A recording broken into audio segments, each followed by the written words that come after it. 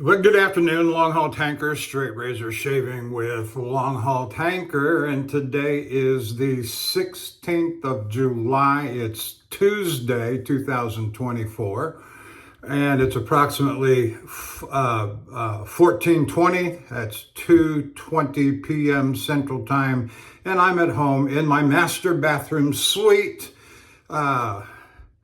in Spring, Texas, and I've had a shower, I've had a haircut, I've got 48 hours better, just a little better than 48 hours of growth on my face of whiskers, and we're gonna whack those things off. And today's selection of equipment, there's really no rhyme or reason except favorites, and I wanted, at some point you just stick your hand in the bag and say, what do I get? Because when you've got that many razors, we're going to use bought this last year, Dovo Fockerbite, stainless steel from blanks that are said to have been made in the late 60s, early 70s. Dovo recently found them, decided to do some kind of special edition. And I still wonder about now that I have that Javoso Fockerbite, the connection in the name from that one, which clearly predates this one. And so anyway, it's just a very interesting and curious thing. And on the back, forged in Solingen, Germany. What's those numbers? What are those numbers? Oh, yeah, 67 to 71, like I said. Ice-tempered stainless steel, and then it says 1.4034 plus sign AU. I have no idea what that means.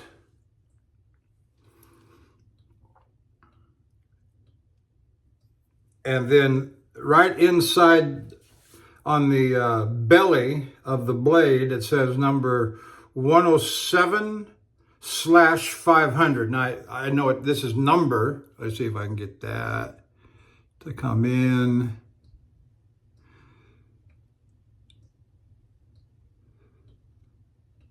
Well, you'll have to take my word for it that those numbers you see just beyond the shoulder there in the belly, 107/500. So this is not the 107th razor out of 500. And I bought this from Jared at the Superior Shave. And we could pick our numbers, and I picked 107 because of the political symbolism that 107 represents. And if you don't know what that means, just ask me and I'll tell you. Okay, so I'm going to use a little pre-shave outside my ordinary routine, but I'm going to use a little Cremo Cooling Shave Cream. I remember when this stuff hit, I remember the guy that does the A&E soaps did a video using Cremo. He was all excited, and I've heard great things about this, and he came away saying this is crap. It was never made for straight razors. It's very, I'm sure, like I know something, that is very good for cartridge razors and DE razors, but it just doesn't have the body that a real shaving soap has. My brush is going to be the Art of Shaving 24 millimeter premium silver tip Badger set in nickel, and the gift from my wife that this is when she went to Las Vegas some years ago, business trip. I've told that story many a time. And then the soap, again, you just stick your hand in the closet and pull something out, and you never know what you're going to get, like Mitchell's Wolfat. But I love Mitchell's Wolfat, and there was no particular order or design or rotation that induced me to pull this one up today other than said, I ain't used that in a while. And even, look at that. Even the runoff water will get you a little something. What was it John Lennon said? John Lennon, Beatles, said a long time ago. He said, "You give me a tube and I'll get you something out of it," which I thought was a hilarious, a hilarious statement. But anyway, let's get it. Now, Mitchell Wolfat's one of those soaps that people have all kind of mythology built up around it. It's so difficult. Can't use it. Water. My water's too hard. I can't. Let me just start by saying, as a truck driver on the road, I'm exposed to all kind of water types, from West Texas to Pennsylvania to Montana, Colorado, the Midwest states of Kansas and Nebraska. And I have stopped at the truck stops. You can say that those waters are filtered that come through there, and maybe so. I don't know, but you got to have plenty of water, and you got to beat the heck out of it, which is fine. You know, beat it like you hate it, as one guy says, and that's all well and good. Okay, we'll set that there. I'm going to try and reclaim some of this that's fallen down into the water.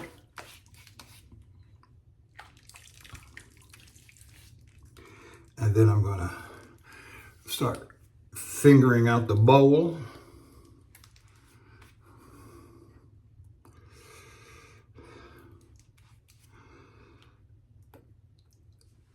Well, I watched several shaving videos this morning and honing, and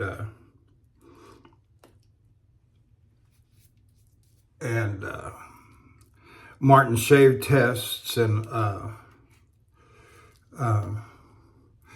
the main one I watched. I watched several. I watched Sean's Staplefeld's little short that he had, but it's Devin Jackson did a follow-up with his new translucent.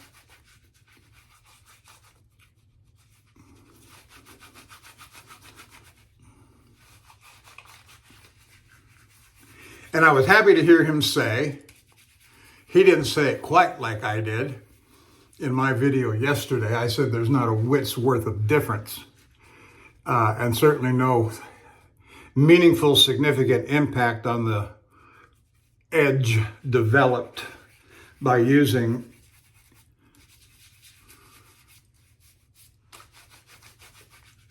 any one of the three stones that I have.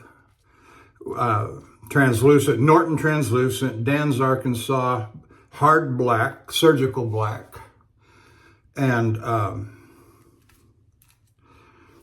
Dan's True Hard. Now, I looked at the chart again. How many times have I looked at that chart over the years?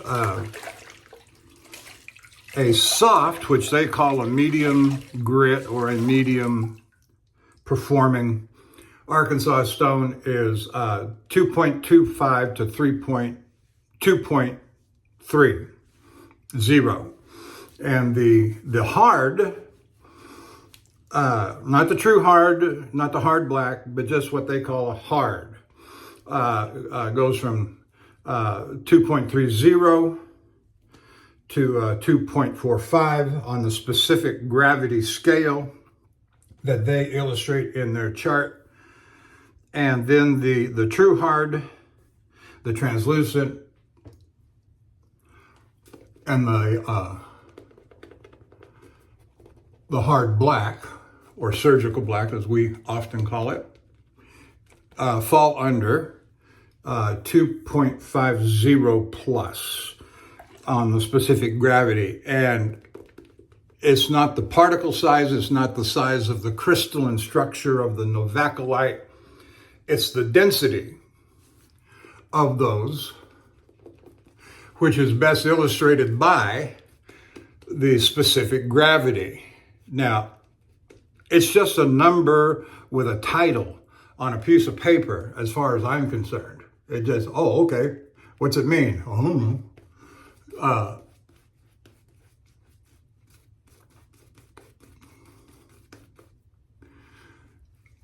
For every increment of decimal point that the number goes up, how much does the stone actually improve? If the number goes from 2.50 to 2.51, is that is that 1/100th more density? Is that 100th more crystalline, like a conical? The density of the garnets have a lot to do with how good a stone you got, but I don't know of anybody that actually measures that or has a scale by which to measure that for the conicals. But on the Arkansas, every little increment, what does it mean? I had some guy years ago on a forum way far away in another galaxy. Every increment, every point, every decimal point is like 100% better than what it was. Or if you go from 2.50 to 2.60, that's like 100% better than the 2.5. I don't know that. And again, I will say, as I did yesterday, nobody measures that. And certainly not for commercial purposes and for sale purposes. And so even if you had the means and the ability by which to do that float test that people do, and you were able to ascertain with scientific certainty that your stone was X and mine was Y,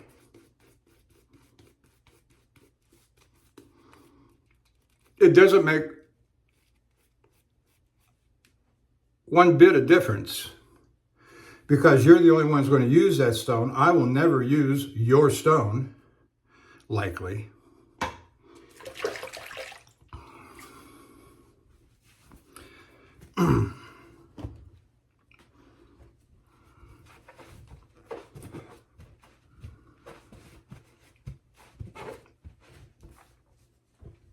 Now, I wanted to say this yesterday, and it slipped my mind when I was talking about Dan's whetstones, and I went through those terms of fine and ultrafine, and Steve Kirschman told me those are just marketing terms and have no practical application to usage of the stones.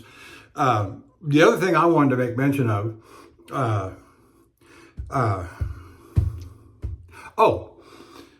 and I know this is going to come to a heartbreak to a lot of us.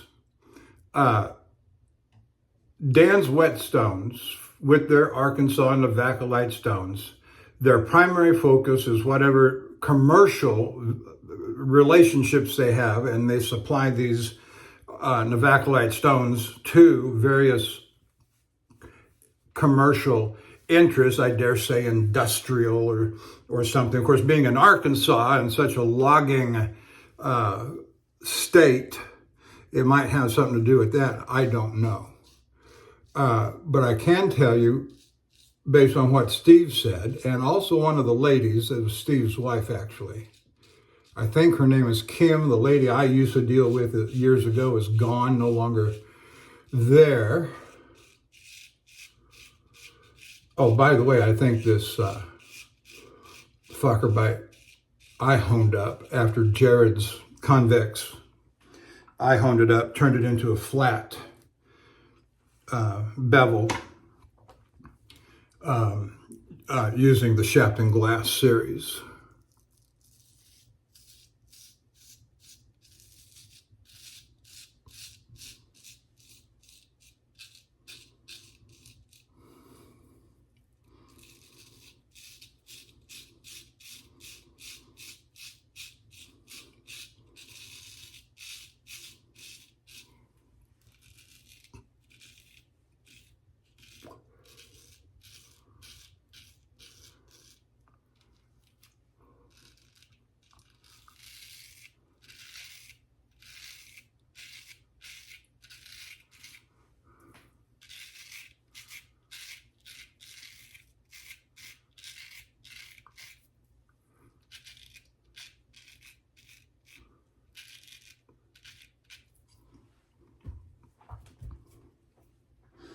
Um,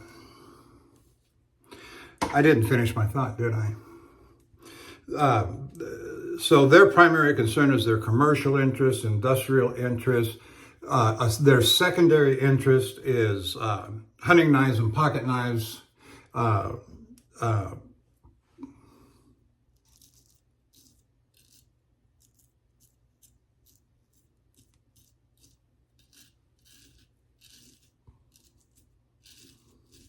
I'm going to say another word, and I'm not sure I understand it.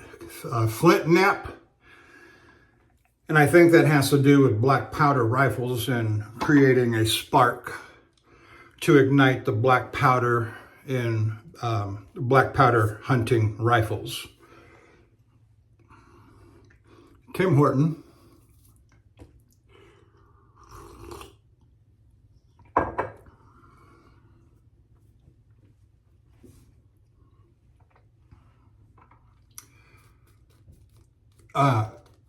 Now here's the heartbreaking part, is that they are aware in my conversations with them, both with Steve in person and Kim and office personnel on the phone and calling in. I've called in just to chat early on because they liked me and I liked them and I was buying stuff from them at the time. And that's, they're aware of the straight razor community. They know the straight razor community buys their stones. They thank us for their patronage, but they have no understanding of what our interests and desires are. And they just say, thank you. Okay, fine.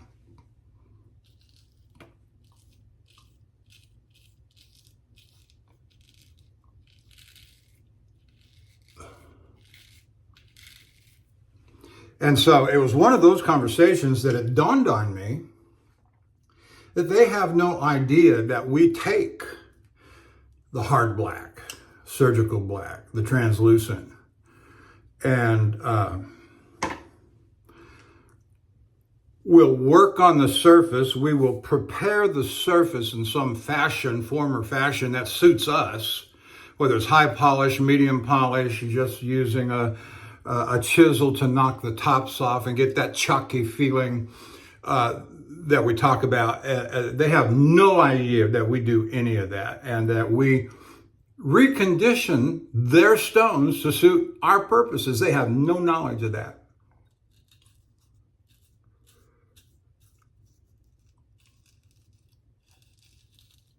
And it's not their focus to market. When the big, I say big, I don't even know how big they were, back when Lynn Abrams was doing those meetups, where, in St. Louis or Chicago or wherever it was he was doing them.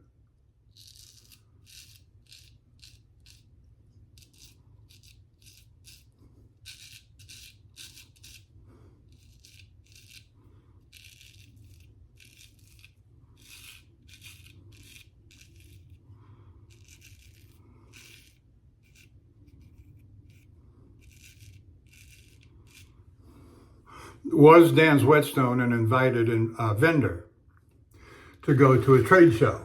I call it a trade show. By any other standard, that's what those big, I say big, I didn't go, I never went to one, but I saw there's a video out there from years ago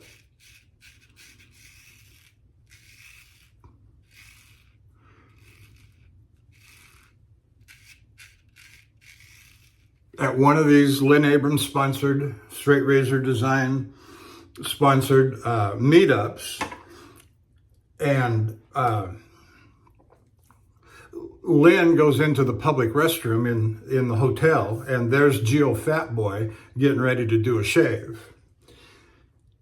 I don't know if any of you remember that video, but it's out there, and I've watched it several times, just mostly for the humor and the fun of it rather than anything technical or specific to learn. And Geo Fat Boy is, I won't say Lynn Abrams trained, one of Lynn Abrams' trained fellows. I don't know if he would resent that or ascribe to it or not. But my point is that Dan's Whetstones, they're happy we buy their stones. Thank you very much.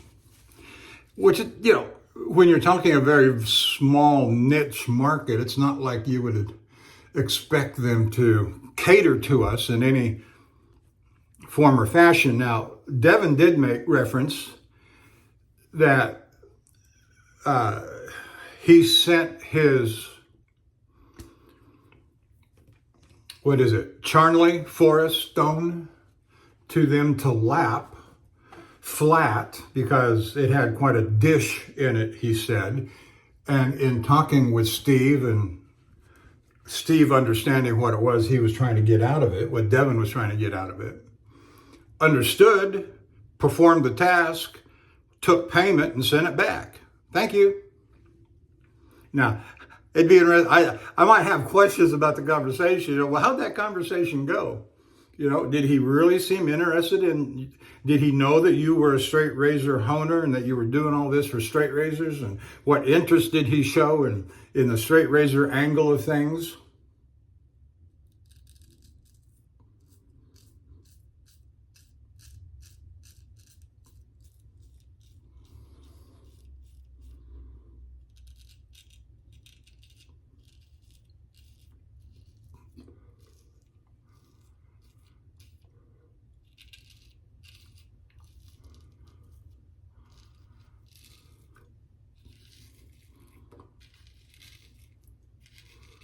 In all my dealings with Dan's Whetstone, they've been nothing but courteous, professional,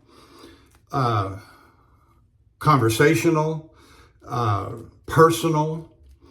They were never anything other than just totally gracious. And, but having any understanding or any knowledge, I'd already been there when I went there for my visit. I'd already been there 2 or 3 hours, and I said, "Would you like me to bring out my shave bag and show you my stuff, and maybe even perform a sample shave for you with a straight razor?"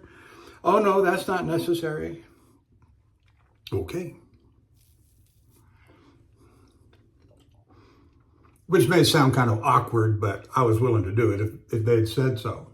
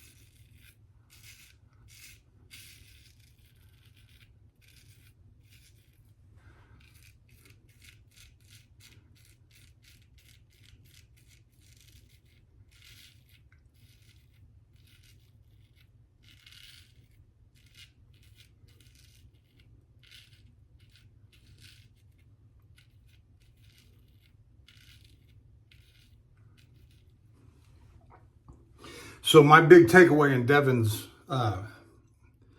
video this morning, and Devin, I'm just bouncing off of you, buddy. I'm just bouncing off of you. Is that other than some maybe very minor, almost imperceptible differences in feel of the blade on the stone, for all practical purposes, you said, and I took away that there's what I said yesterday, that there's not a whit's bit of difference in the stones. Now, you may have tried to nuance that a little bit, but in the end, you did say that as far as the end practical conclusion on the edges and the edges achieved on the stones, imperceptible is the concluding word that I remember. And I was happy to hear you say that.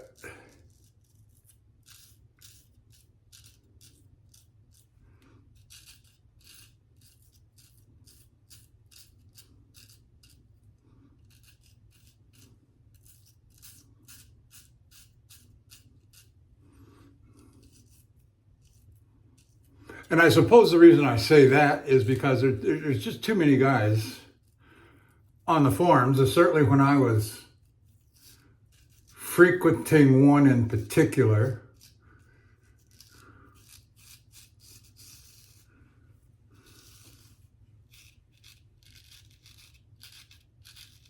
and there's always these guys that say, and they make no distinction, and I don't believe you're among these, Devin, at least nothing that I've heard so far, that it's always a crapshoot when you buy a natural stone.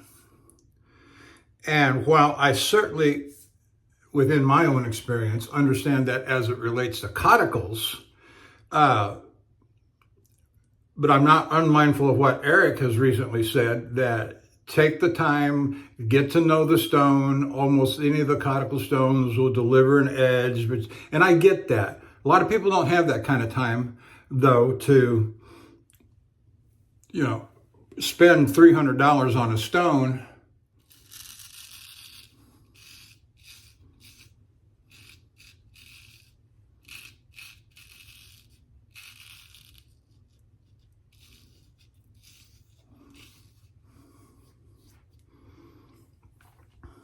So anyway, that's about all I got to say, is that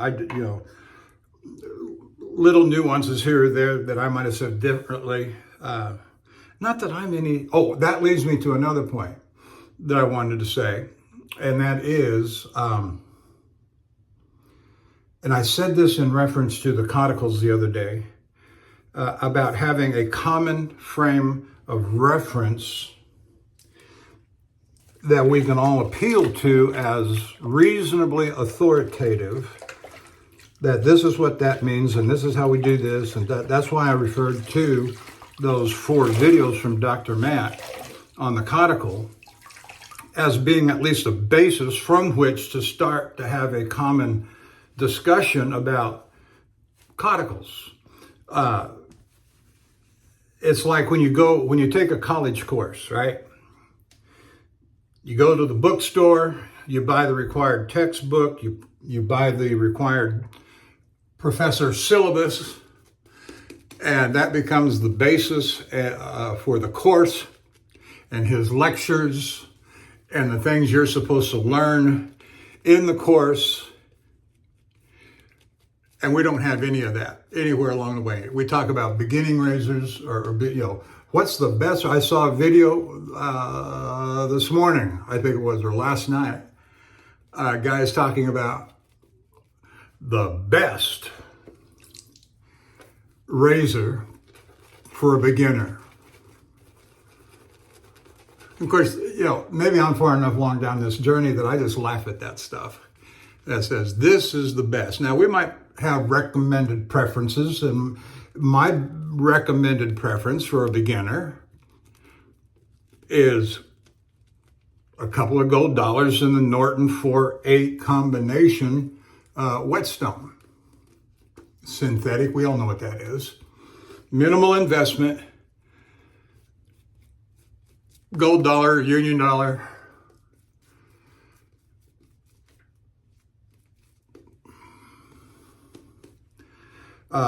And again, some say, well, go buy an old vintage razor for $30, $40 off the internet. Still, I am not going to spend $30, $40 for a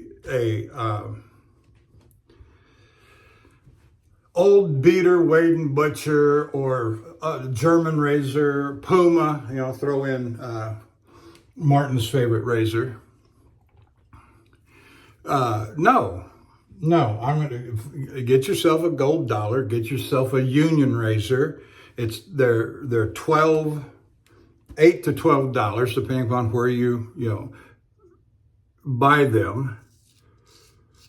Even buy a half a dozen of them, for crying out loud, because you need to learn some lessons. I'm just talking here, kind of freewheeling as I go.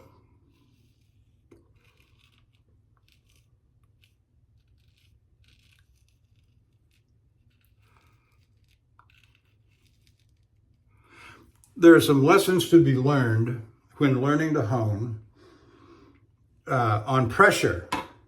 And you can't learn those lessons unless you're willing to apply sufficient or even excessive pressure and run the risk of, quote unquote, damaging the razor. Now, I've never done that, but I have seen pictures on the internet at forum sites where somebody got carried away. Do you remember that story about that guy that bought the Maestro Livy razor and ground it to a pulp and sent it back because he wanted a refund because he couldn't hone it shave ready? And it was a mess. And Maestro Livy made a video of it and said it was ridiculous. But he gave him his money back, as I recall, and put him on his blacklist, put the customer on his blacklist.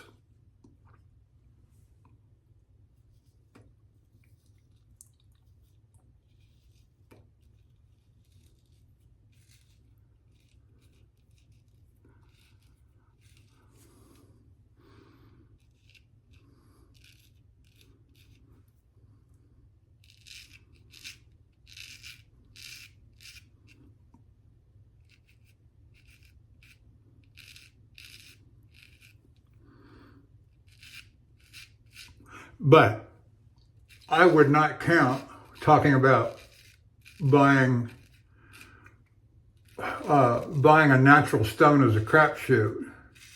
While I might agree with that tentatively regarding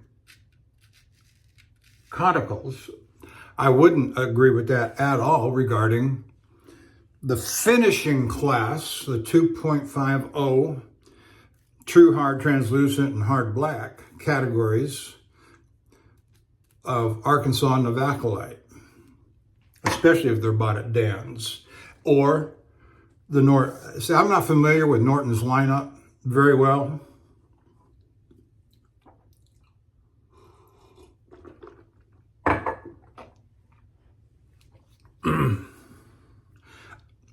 I don't know if they have a website you can go to and here's all their listings of products for honing.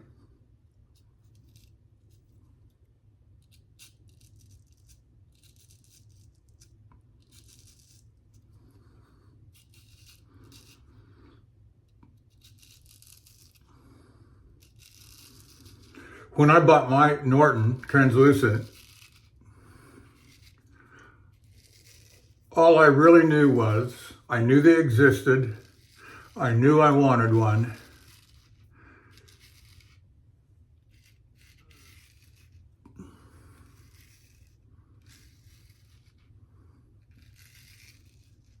and when this offering popped up on eBay, and I saw he was a verified vendor, And even more to the point that they were $99. I jumped at it. I said, yeah, and counted myself lucky.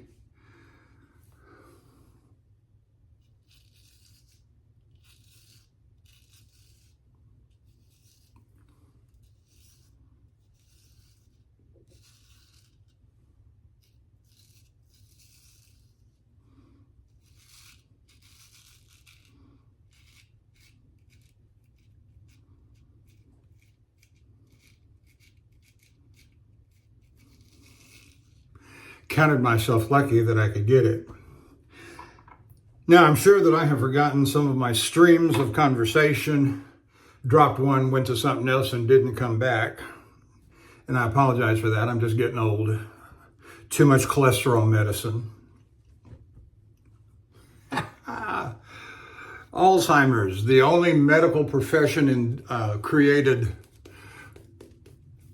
illness. Oh, did I say that out loud? I say the only, that may not be true, but you get the idea. You take enough of that cholesterol medicine that destroys your cholesterol. Oh, and wait a minute. What's the brain made out of? Oh, cholesterol. Did y'all know that? I didn't know that until about, I don't know, 3-4 years ago, 5 years ago. I just thought cholesterol was this fatty stuff that builds up in your arteries. And oh, looky here, they got a pill that will take it out. And so you start taking the pill and don't think about the consequences or implications. See, that's one of those tangent thoughts that I just jumped off into.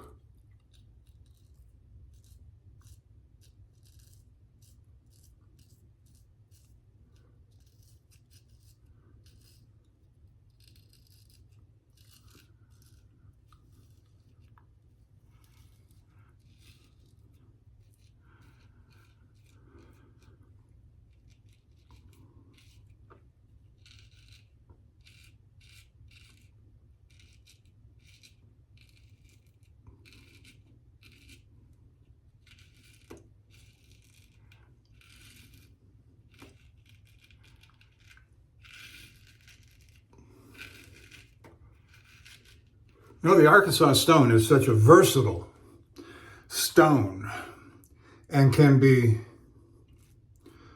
the way you prepare it, finish it off, makes a lot of difference to the degree of performance that you're looking for. So, you know, that's what works for you is the principle there.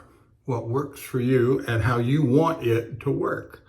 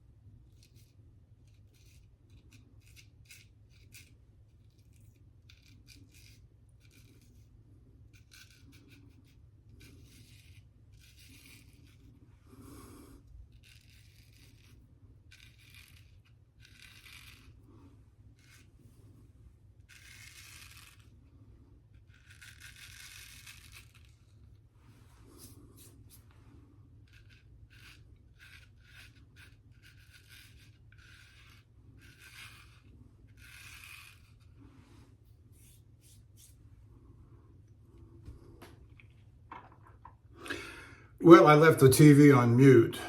I have no music playing. I have no background noise at all. So maybe today I won't get a copyright strike. I notice that when I get a copyright strike, they always take my closed captioning away from me, which I'm not crazy about. I'd rather have my closed captioning. And Glad to see that Trump made his vice presidential selection with Senator J.D. Vance. I heard him, didn't know too much about him. I knew he was generally a good guy.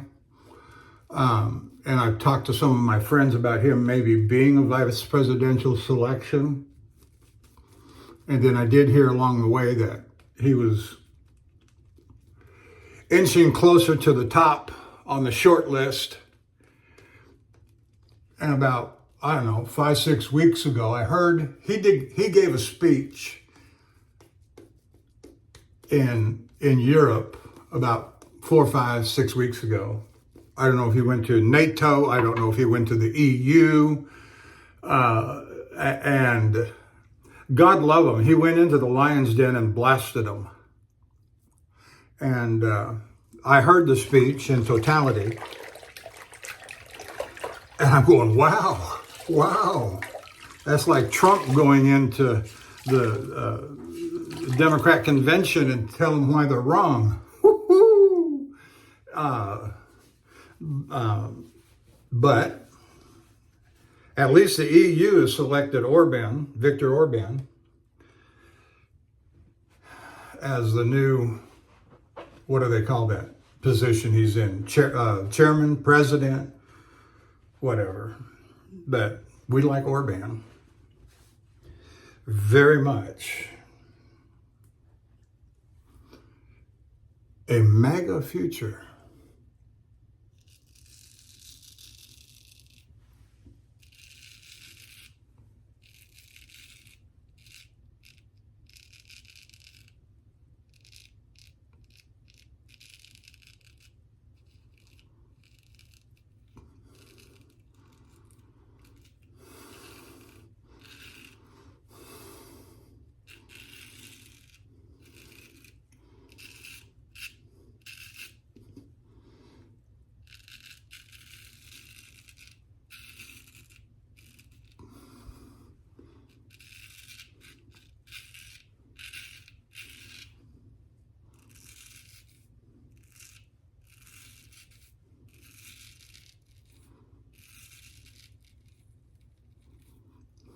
So the Secret Service sniper that killed the shooter says he had scope on the assassin for 3 minutes before he took the shot. And he was denied permission to take the shot. Took the shot from the head director of the Secret Service. So I guess their little communication system ties directly back to headquarters. And don't you take that shot. Stand down, stand down. But he takes the shot anyway, kills the assassin. Kudos on him. 2 minutes and 58 seconds late. If you get my pun.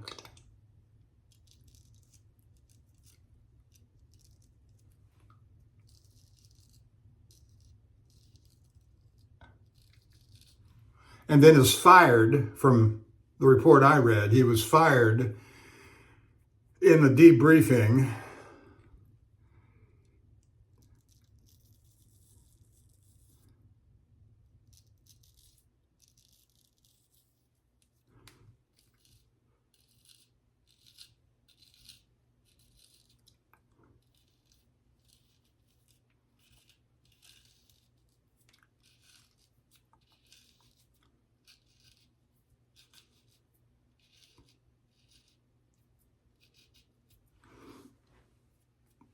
And I made this point in my video on Sunday, my last video, or shaving video.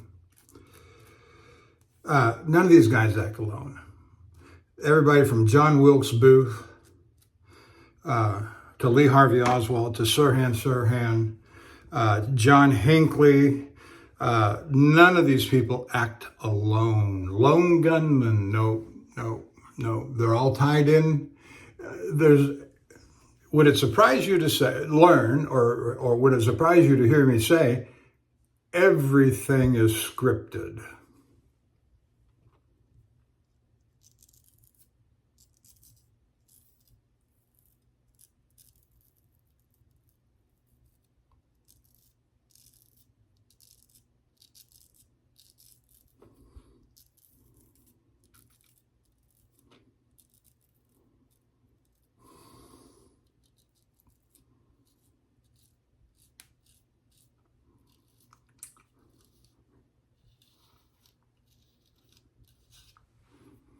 So they got their operational plans, they got their contingency plans, everything is in motion. Teams are set up for everything. They rehearse, they practice, they rehearse, they practice, until somebody gives the go signal. Yeah, we need you in Dallas, in the school book depository building.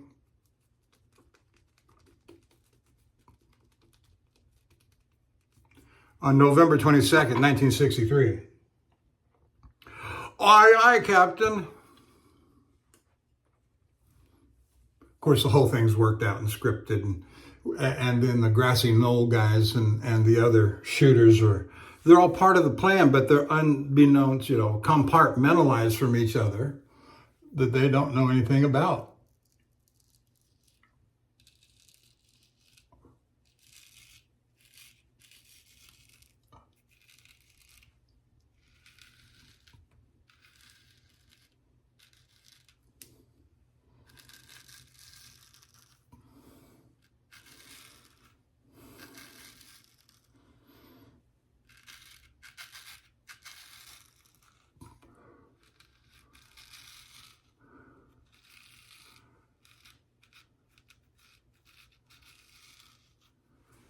They don't know anything about each other. That is perfectly believable to me. And so how do you have audience members with eyes on the audience, civilians, eyes on the shooter,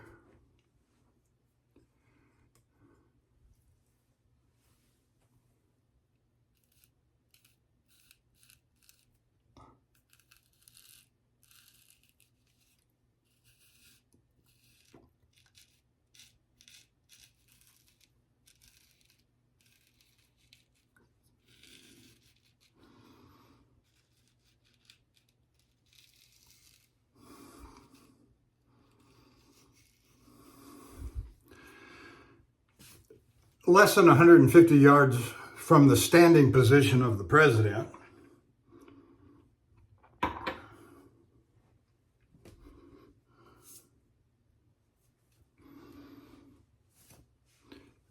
The civilians are calling to the Secret Service and the police, "Hey, shooter, shooter."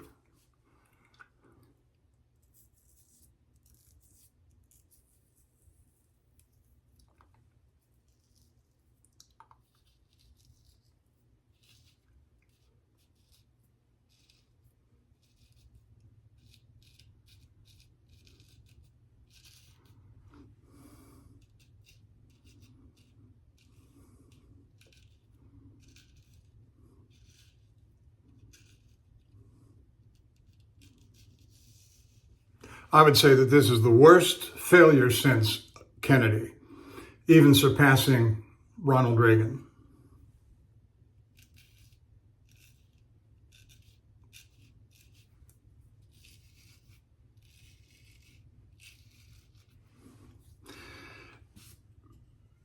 We've seen this thing happen too many times all around the world in many different circumstances, where the opposition sets up a patsy, the execution or the assassination takes place, and then they kill the assassin.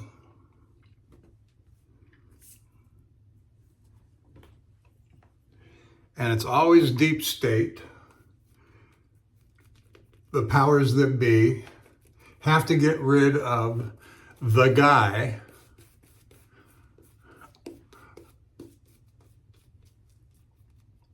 to protect their deep state interests, whether it's oil or money,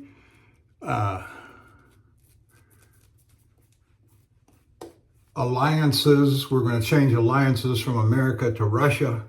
I'm just, putting that out there.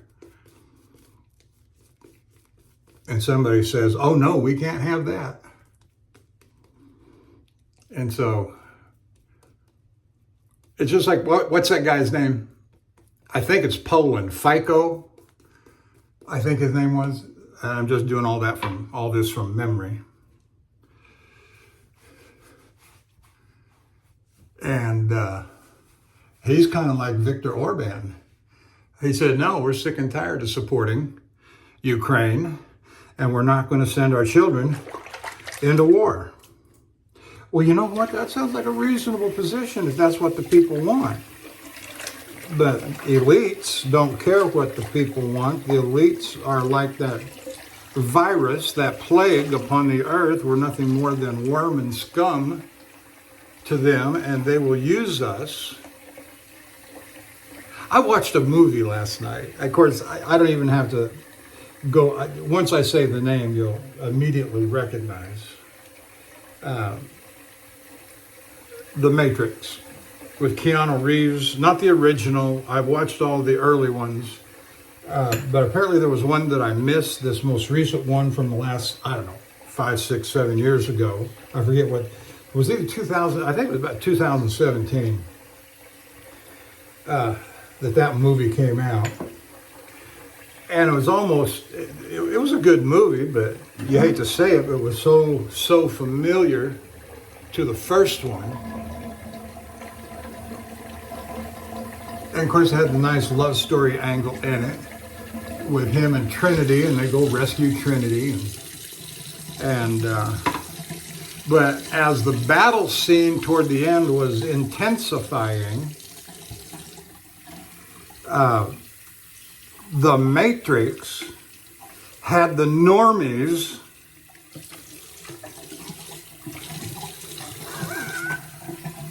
jumping out of windows as human weapons, as disposable human, not human shields. They weren't the defensive like children sometimes are used as human shields. No, these were offensive projectiles jumping out of windows to try and stop and kill Keanu Reeves.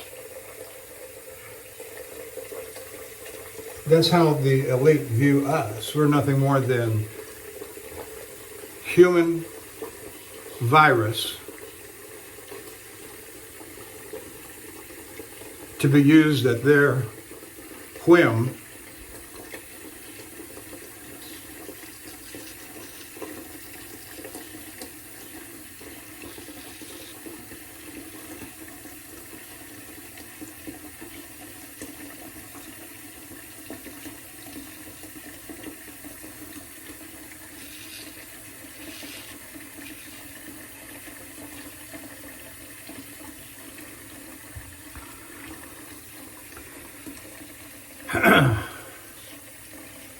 And so they've got all these plans all set up, and our job is, and I think we're beginning to make a dent. Donald Trump is no ordinary president.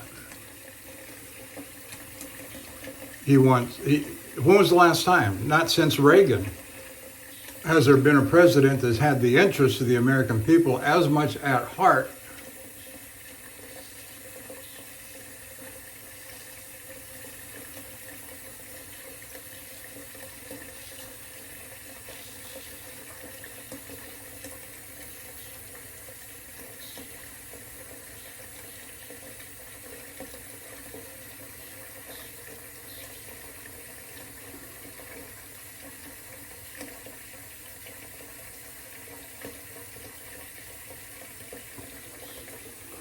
So let's see if I understand. Confiscatory taxation, forever never-ending wars, illegal coming over here,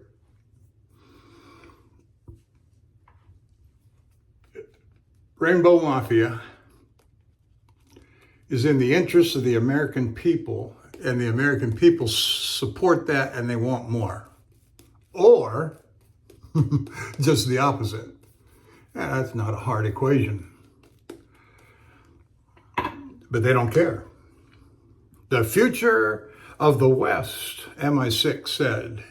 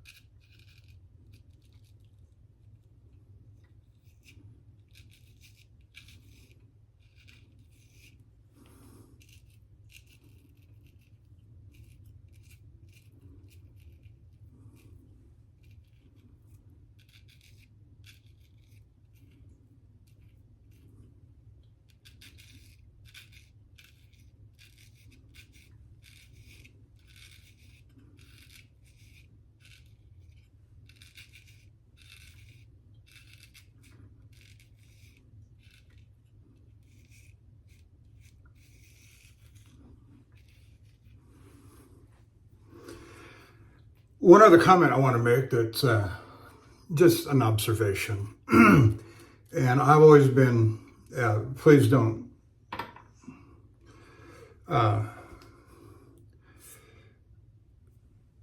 be too hard on me, Devin, please.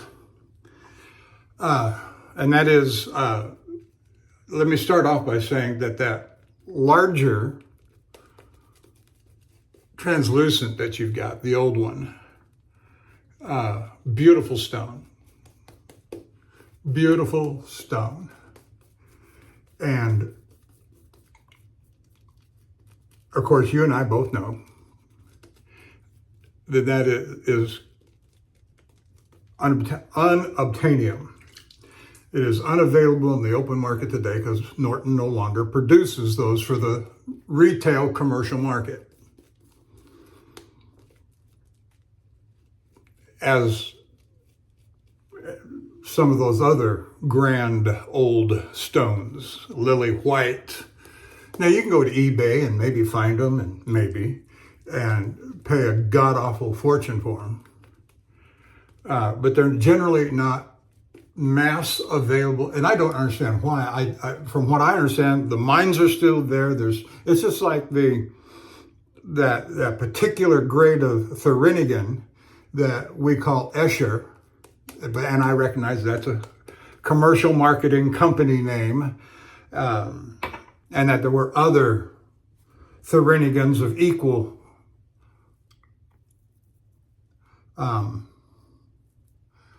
quality back in the day, but you can't buy them today without going to eBay or an auction marketplace and pay an ever-loving fortune.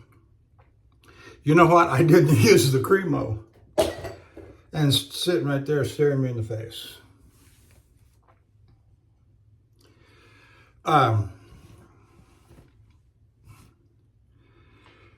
It's a beautiful stone. And the video was a perfect opportunity, a good opportunity to do a little show and tell and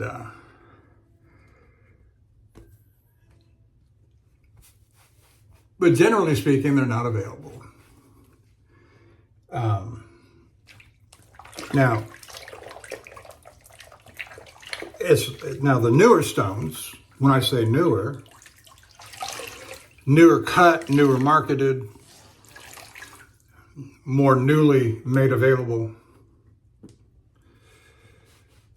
But using the evolutionary timetable, it still took millions of years. Now, I'm a biblical creationist, so understand why I said evolutionary timetable. It still took millions of years for the old mines and the new mines to produce their product. It just, we're going to cut here first, we're going to cut there last. Whatever. But the people always say that the older ones are better.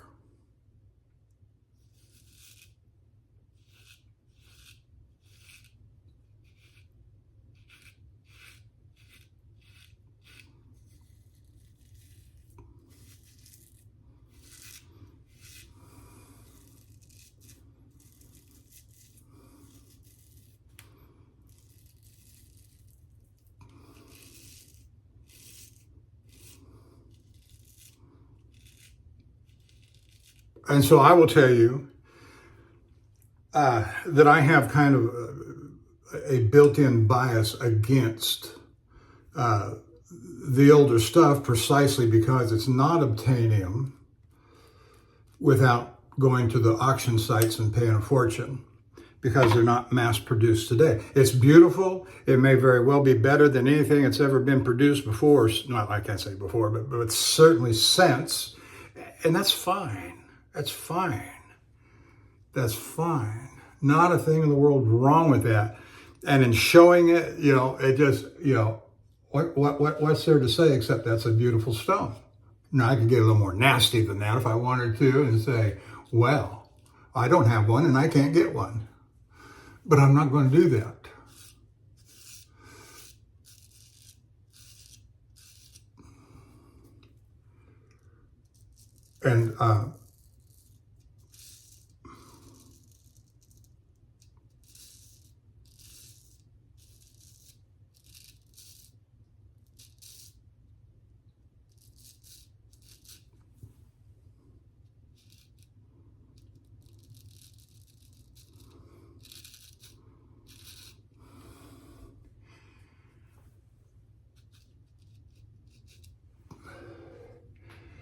And so using an older stone in comparison to a newer stone, the advantage goes to the older stone.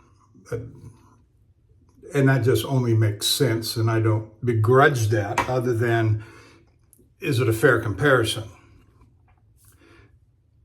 Because if we're trying to get people to buy these stones, which, people can go into straight razor shaving and honing if they want to, or not. Now, I know there's a lot of people that are really trying to push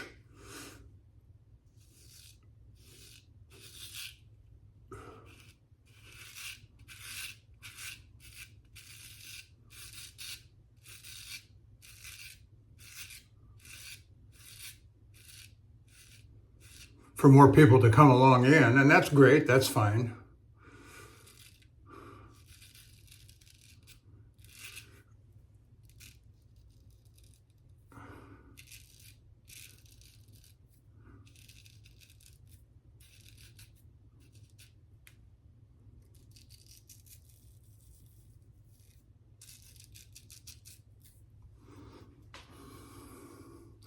I know that Jared, Connor T, and Bill M have said, and I have echoed their sentiment. Jared is not having the volume of sales in his sales of equipment, and there are, at least on a couple of the forums, there are fewer and fewer people who are signing up. That's either true or it isn't. It's, it doesn't matter. If you love it, I love it. All of us that kind of pal around together on YouTube, we love it. And maybe some people, onesies and twosies, will come along and say, yeah, I want to do that. Great. We'll help you. Sure we will. With all of our biases and etc.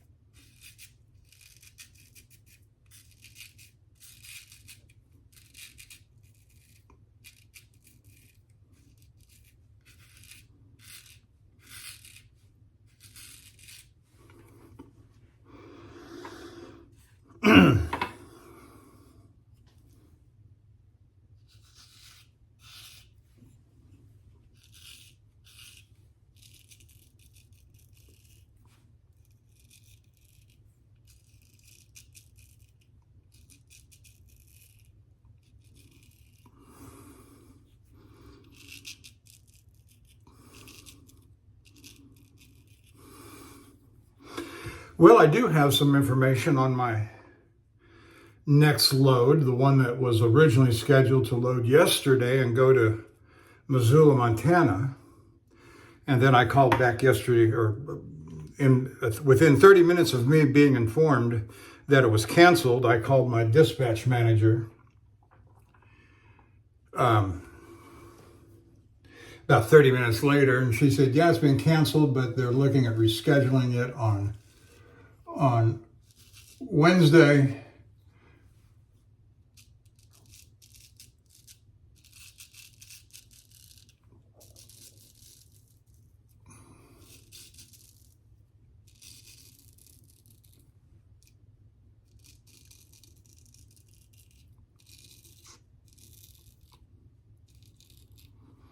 So I called in about 4 o'clock yesterday afternoon, approximately.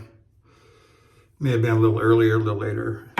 I don't remember if it was before or after the video that I did yesterday.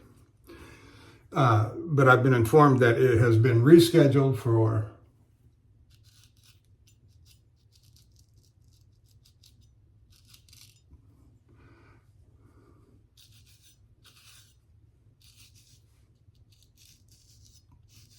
8:30 load time tomorrow morning. Of course, the preload driver will go over and get the trailer loaded and bring it back to the yard. It was originally scheduled for Monday morning at 06:30. Now it's gone to 08:30. And so right off the bat, I've lost 2 hours.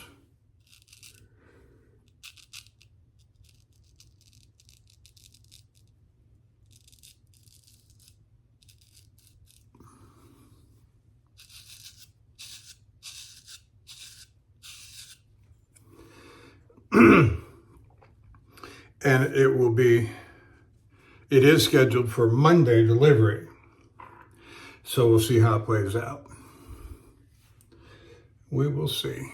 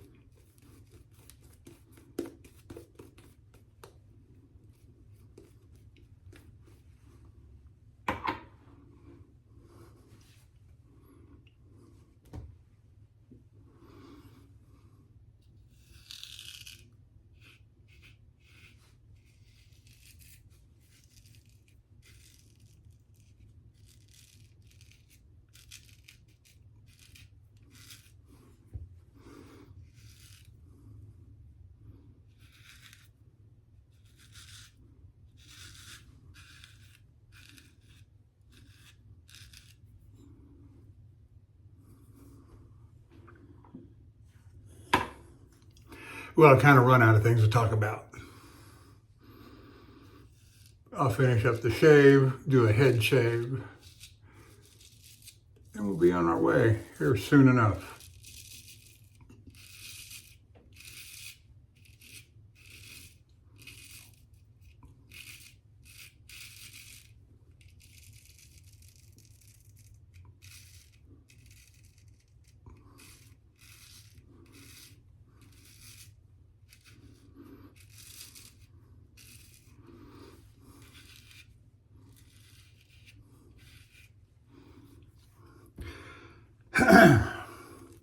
So what I really don't know when the load is going to get back to the yard tomorrow. If it goes out for 8:30 load time, it'll be back.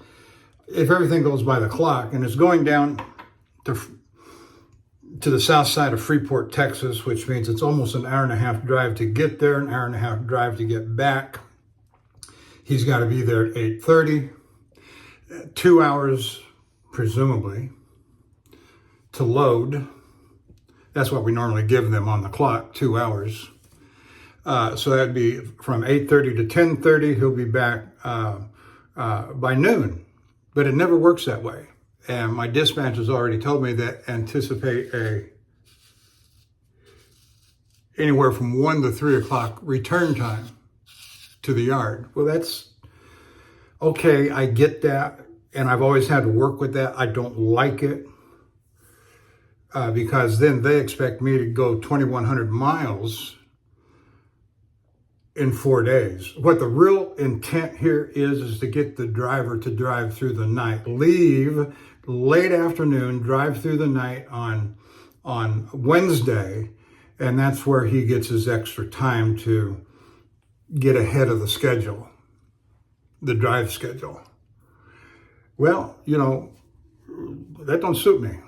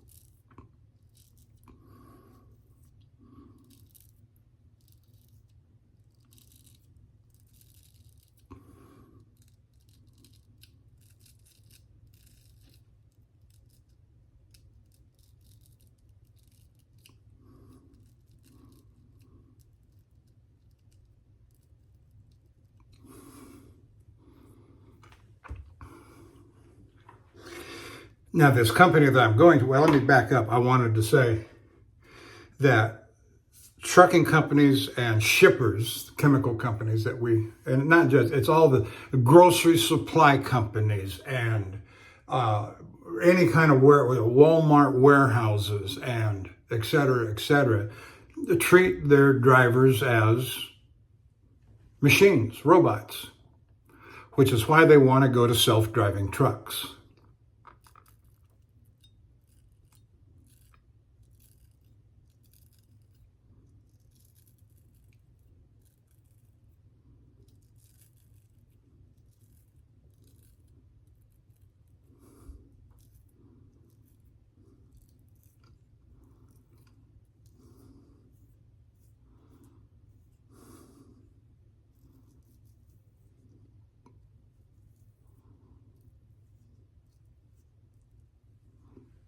And for all the talk of safety, they really don't mean it. Because if they really cared about safety, people are designed to work during the day and sleep at night. Now, you can get into such a habit and routine that you train your body to reverse itself. And there are drivers that actually prefer to drive at night and sleep during the day, but as soon as they've made their delivery, they turn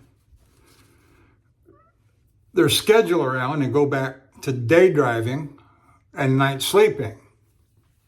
Well, studies have shown that is very negative effects to the bodily system. And I will tell you, I hate driving at night.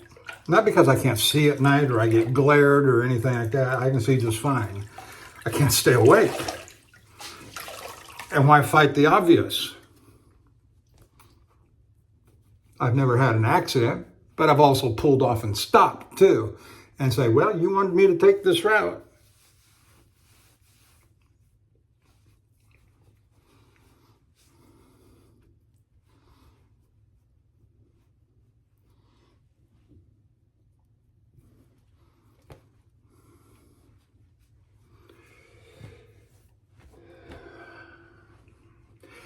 But I've let it be known to my safety manager, dispatch, I'm driving days. If I have to leave the yard at 3 o'clock in the afternoon to head out on a load, guess where I'm going? The nearest truck stop.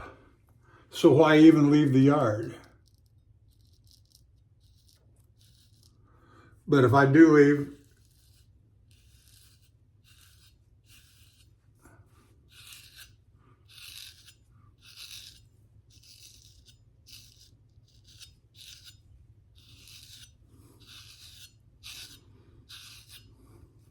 at that late hour, maybe, I don't know, because finding a place to park on I-45 north of Houston headed toward Dallas, not an easy thing. And that's always the other side of the equation, finding a place to park.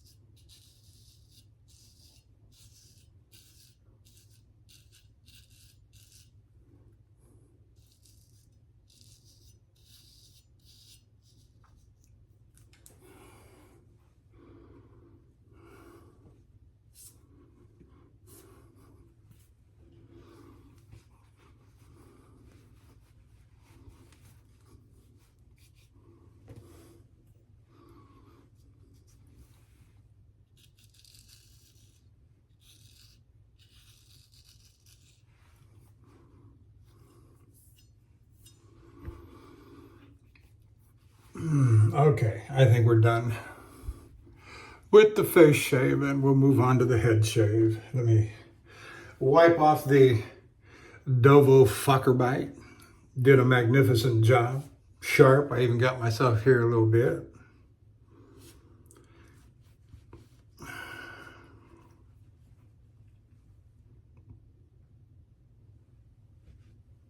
Now for the head shave, we're going to use the Union razor, one of the ones I used yesterday on the Arkansas stones. I'm not sure which one this is. It was one on the translucent or the true hard. Because it don't really matter. It don't matter.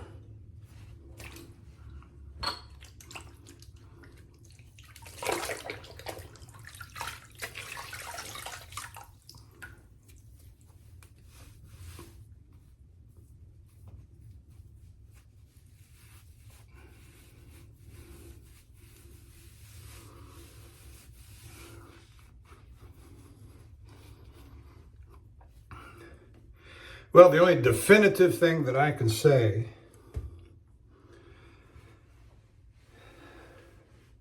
about using natural stones, conical or Arkansas stones, is don't say anything definitive.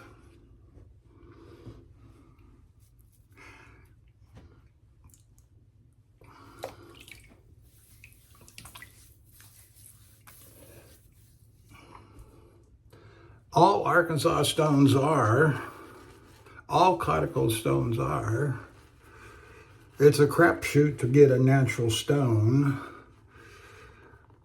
You know, come on, the best I can say about any of these things is what's working for me. Now, if you want to try what's working for me to see if it works for you, great. But it might not, for whatever reason. And there's a whole lot of reasons that might go into that equation.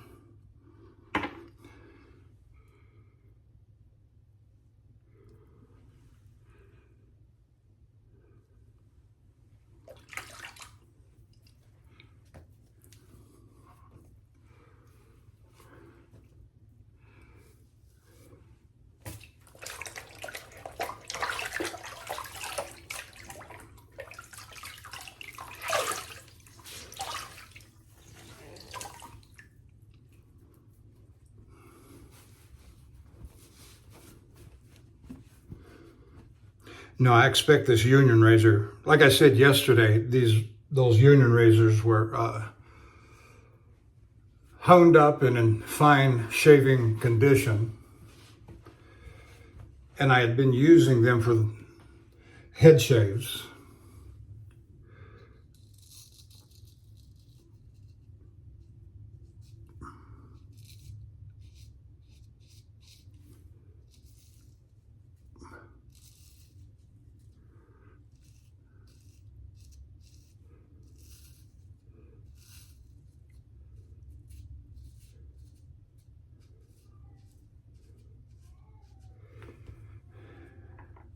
So far feels great. Oh yeah, just fine.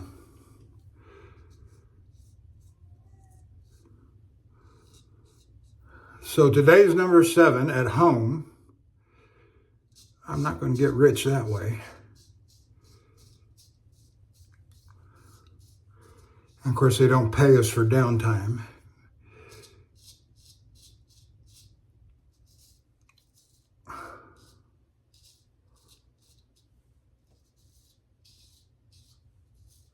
I was told yesterday by 2 different sources at the company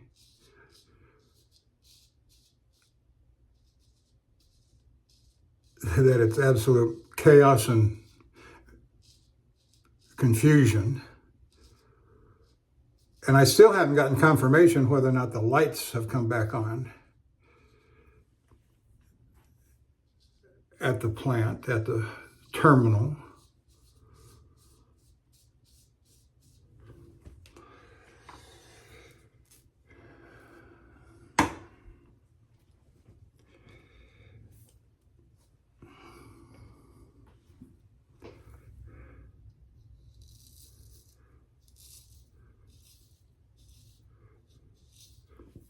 And I am, as things have played out and worked out, I am temporarily off of my Portage, Wisconsin loads.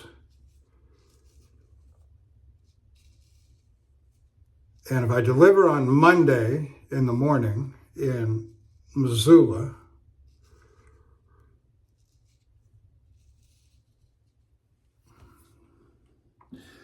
Monday, Tuesday, Wednesday, Thursday, it's doubtful that I'll get one on the following Friday because I'll have to take a couple days off to refresh my hours, which will take me to Friday, Saturday, and probably won't go out until the following Monday or Tuesday.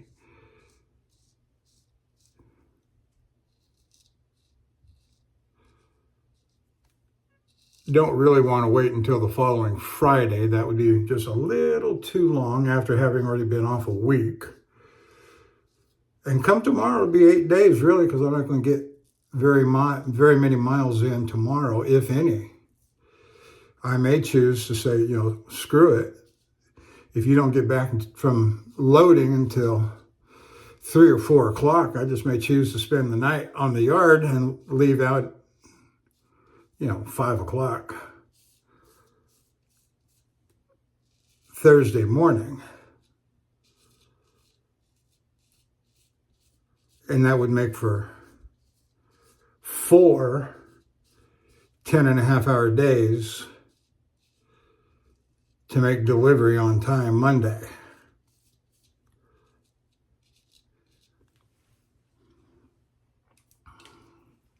Which is doable if I can get the truck stops to line up.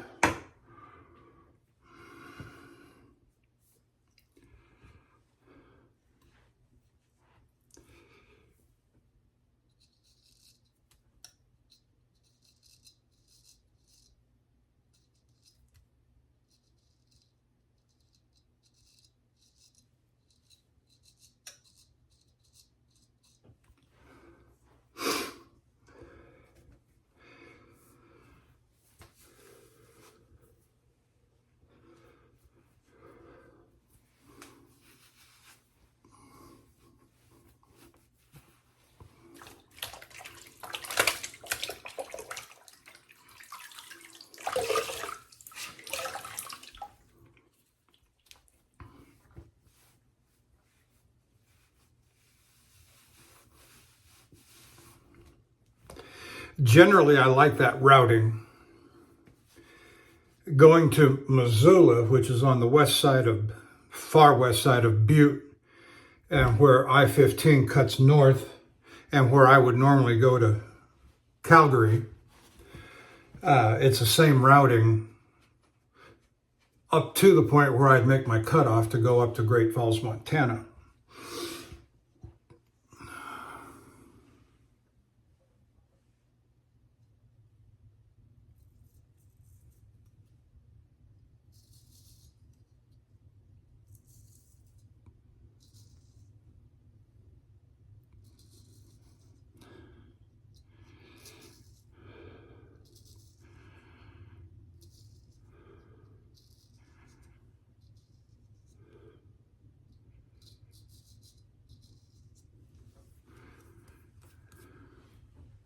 And it's a few more miles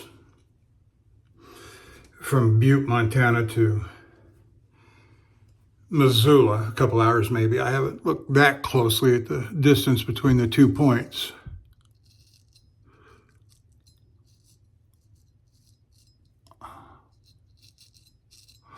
But there is a Love's truck stop on the west side of Missoula, but it's only got 55 parking places. And there's 2 other truck stops, a Flying J and a Pilot. And they both, or the Pilot certainly has, I'm not positive about the Flying J. The Pilot has over 100 parking places. And of course, I would try to manage my routing that would allow me to get into the truck stop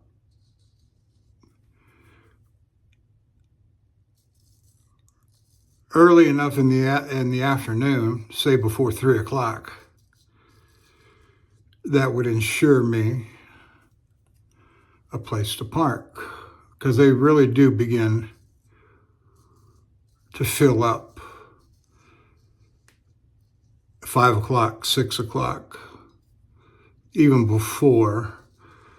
And you want to go into a truck stop to find a place to park when you have a high percentage game, high percentage opportunity to actually find a place to park, which in daylight hours, that's going to be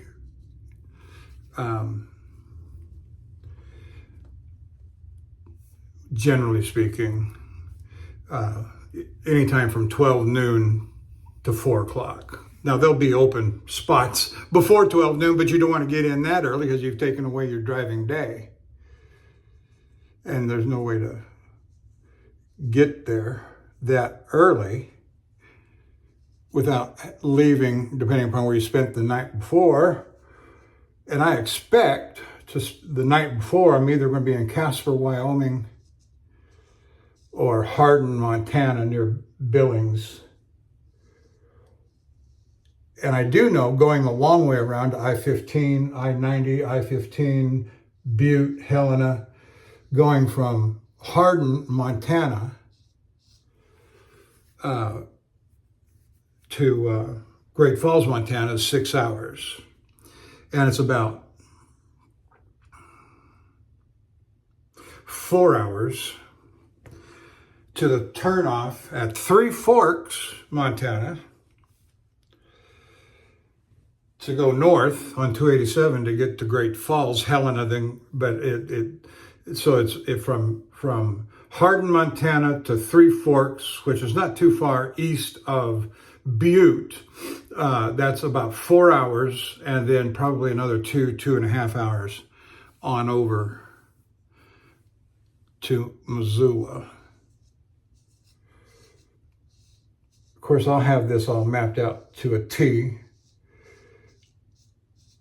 And there's only so many hours you can do, only so many truck stops you can stop at along the way. And so each day's routing becomes its own creation. But, you know, as many years as I've been driving that particular route, I'll go from Houston the general routing will go from Houston through Dallas, through Oklahoma City, through Wichita, Kansas, straight north out of Wichita, Kansas to York, Nebraska on US 81, where there's a big, large, and that takes from the Houston yard to York, Nebraska takes about 12 hours. And of course, I can't make that in one day, can I?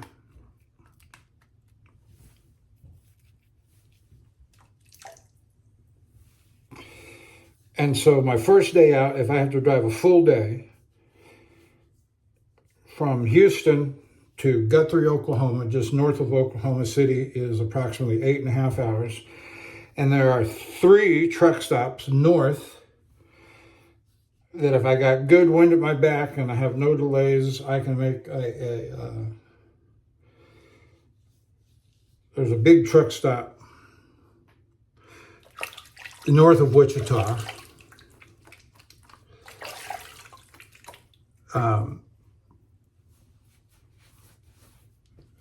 It takes about 10.5 hours to get there, but it's got lots and lots of parking. It's not a Love's. If I can't make that, they got the Love's at Guthrie, 8.5 hours from the yard. Another one at Tonkawa, and that's it. Then at Tonkawa, it's 1.5 to 2 hours to that big one. And Tonkawa is approximately an hour north of Guthrie, which is approximately 50 miles north of Oklahoma City, 50 miles.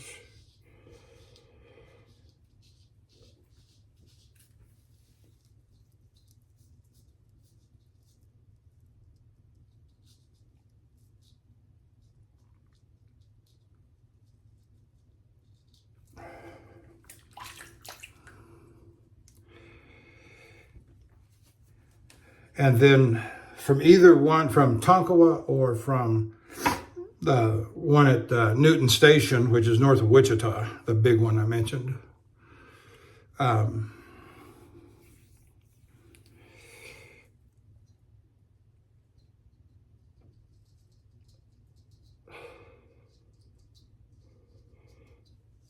it's approximately 8 to 9 hours to Sidney, Nebraska on Interstate 80. Go to York, turn left on Interstate 80, go to Sidney, Nebraska. And of course, that's the second day. Third day would be from Sidney to Hardin, Montana. That's approximately 8.5 to 9 hours.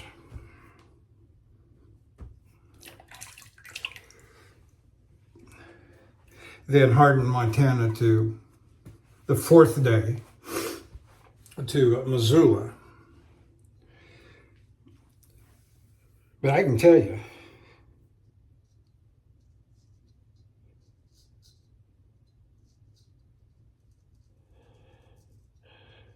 that's some hard driving.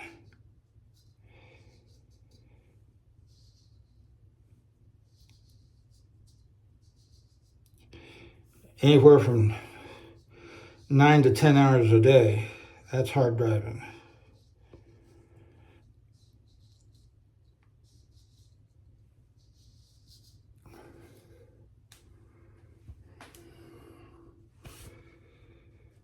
That's why I was enjoying the Portage, Wisconsin load so much, because it wasn't nearly so hard to get up there. Now, I made it a little bit harder on myself coming back.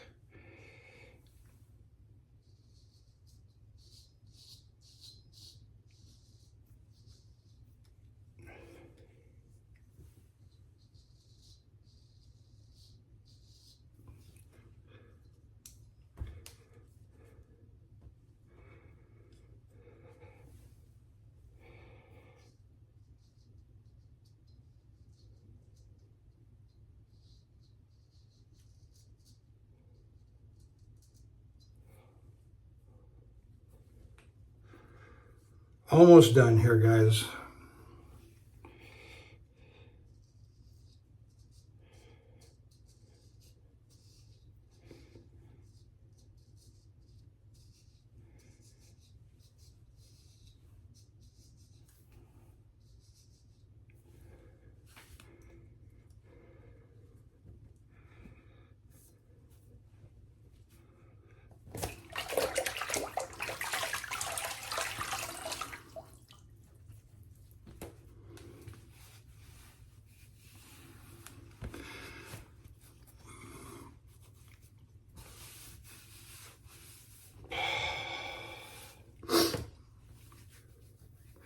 Oh, the head just feels squeaky clean thanks to the Union razor and its treatment on the Arkansas stone, whichever one that was.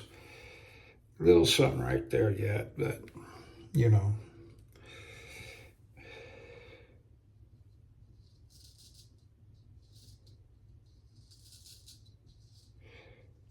We do shoot for perfection, at least as best we can. All right, now,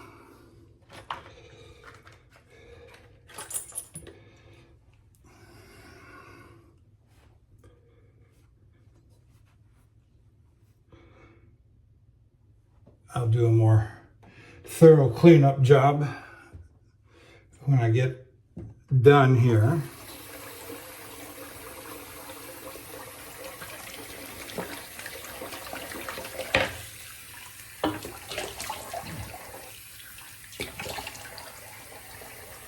Boy, I tell you, there's no such thing as cold water in Houston in the summer.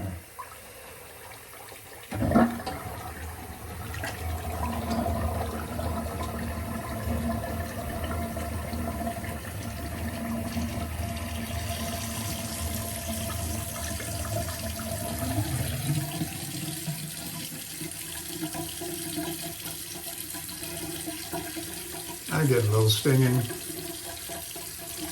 Nothing that I can't live with.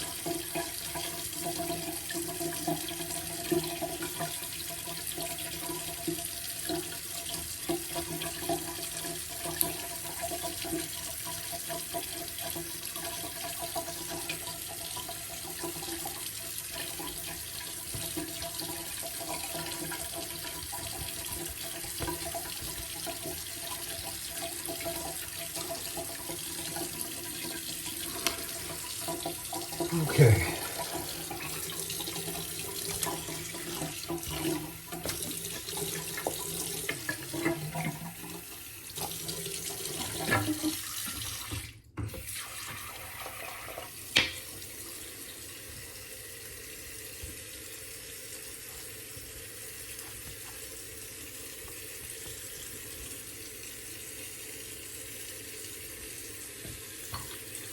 Little Thayer's face tonic.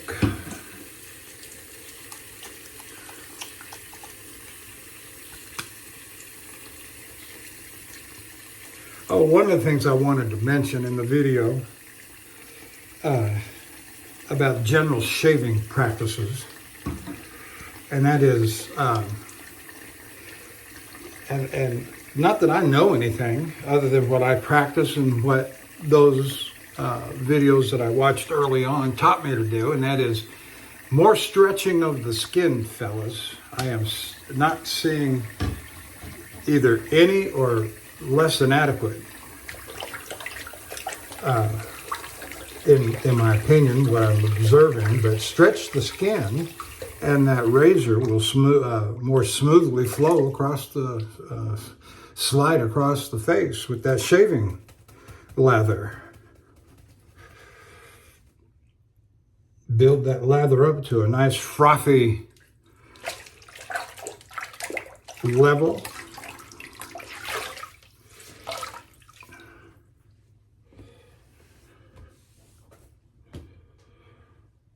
All right, we're going to put on some Pinaud Whiskey Woods.